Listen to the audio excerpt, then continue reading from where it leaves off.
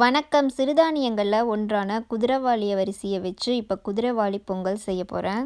1/2 cup குதிரைவாலி அரிசியை நல்லா தண்ணியில் கழுவிட்டு ஒரு 1/4 மணி நேரம் ஊற வச்சுக்கணும். பாசிப்பருப்பு ஒரு 1/4 கப் எடுத்திருக்கேன்.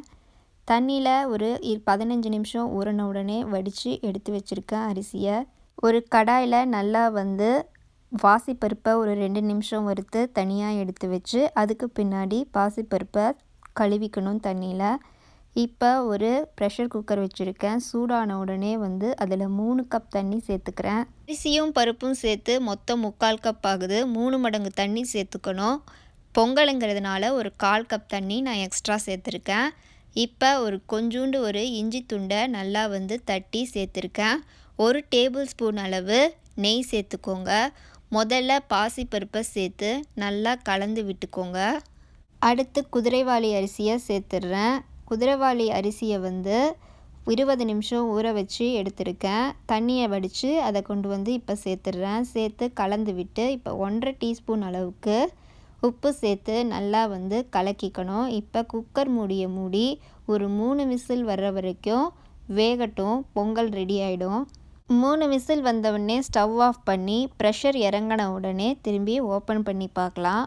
ஓப்பன் பண்ணி பார்க்கும்போது நல்லா அரிசியும் பருப்பும் வெந்திருக்கும். கொஞ்சம் தண்ணியாக இருந்தால் நல்லா கலந்து விட்டு நல்லா அரிசியையும் பருப்பையும் நல்லா மசிச்சு விடணும். மசிச்சு விட்டு அடுப்பில் மீடியம் ஃப்ளேமில் வச்சுடுங்க. 5 நிமிஷம் மீடியம் ஃப்ளேமில் வச்சுருந்து பொங்கல் கெட்டியான உடனே ஸ்டவ் ஆஃப் பண்ணிடலாம்.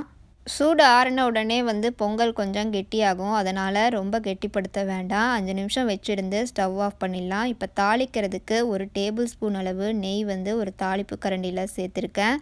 அதில் முந்திரி பருப்பு ஒரு 2 டேபிள் ஸ்பூன் சேர்த்துருக்கேன். நல்லா முந்திரியை சிவக்க வறுத்துட்டு 1 டீஸ்பூன் சீரகம் எடுத்துக்கோங்க. 1/2 டீஸ்பூன் மிளகாய் எடுத்து நல்லா தட்டிட்டு அதை கொண்டு சேர்த்துருக்கேன். சேர்த்து நல்லா வறுத்துட்டு கருவேப்பிலை ஒரு கொத்து அளவு சேர்த்துக்கலாம். சேர்த்து அதையும் வறுத்து பெருங்காயத்தூள் 1 சிட்டிகை அளவு சேர்த்து வறுத்து கொண்டு பொங்கலோடு சேர்த்து நல்லா கலக்கி விட்டோம்னா பொங்கல் ரெடி ஆகிடும். சீரகமும் மிளகும் தட்டி சேர்க்கறதுனால பொங்கலோட டேஸ்ட்டு இன்னும் சூப்பராக இருக்கும். நல்லா ஃப்ளேவர்ஃபுல்லாகவும் இருக்கும். இப்போ கொண்டு தாளிப்பை பொங்கலோடு சேர்த்து நல்லா கலந்து விடுறேன்.